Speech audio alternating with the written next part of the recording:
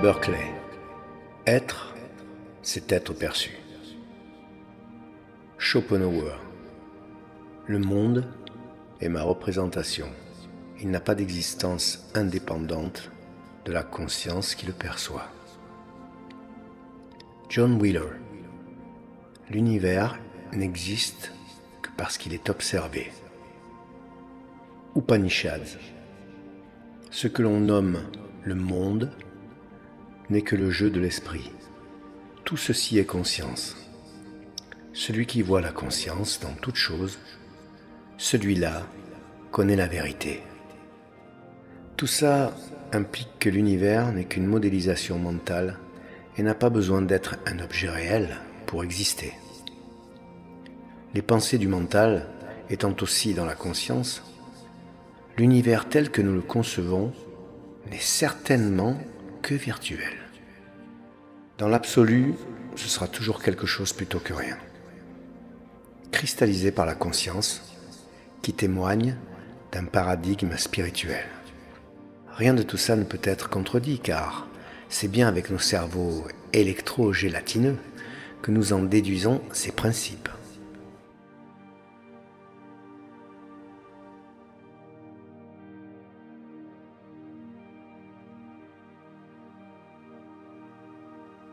Ce n'est pas avec une baguette magique qu'on crée tout de manière solide et parfaite, en nous mettant devant le fait accompli de la création physique de l'univers.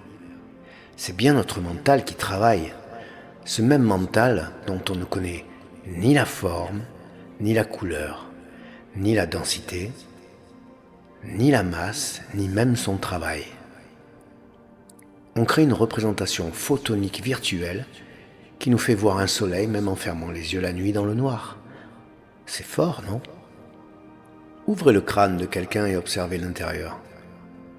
Vous ne verrez rien ressemblant à tout ça.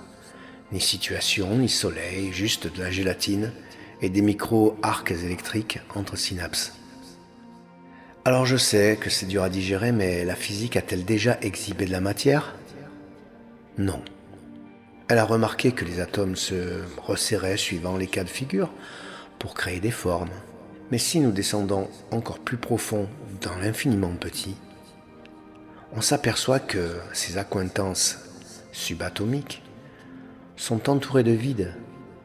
Donc aussi petit ou aussi grand que ce soit, il y aura toujours 99,99% de vide. Donc dire « cela est de la pure matière » est impossible. La matière n'est qu'un leurre, un concept, une sensation sur laquelle est bâtie toute notre existence égotique. Ce que l'on prend pour de la matière n'est que l'apparence qu'on veut bien lui donner.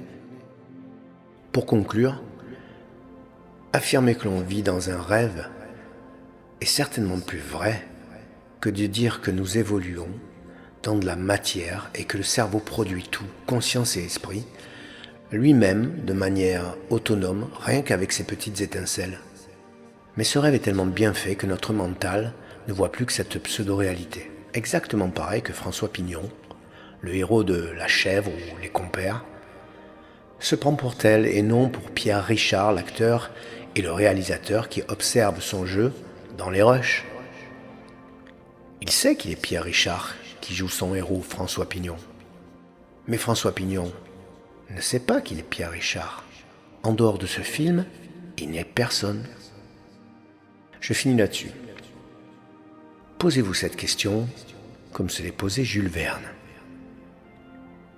Si tout ça n'est que conscience, si tout ce que vous voyez et percevez est un rêve,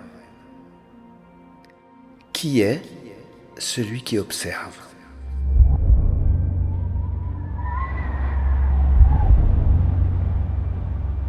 Si vous êtes, pendant cette question, dans un état vibratoire comme alpha, alors cette question risque de vous faire tout drôle. Voilà, j'en ai fini pour aujourd'hui. Si vous aimez le contenu de mes vidéos, un pouce en l'air et on appuie sur la cloche pour s'abonner. Ça coûte rien et ça fait marcher l'algorithme. À bientôt.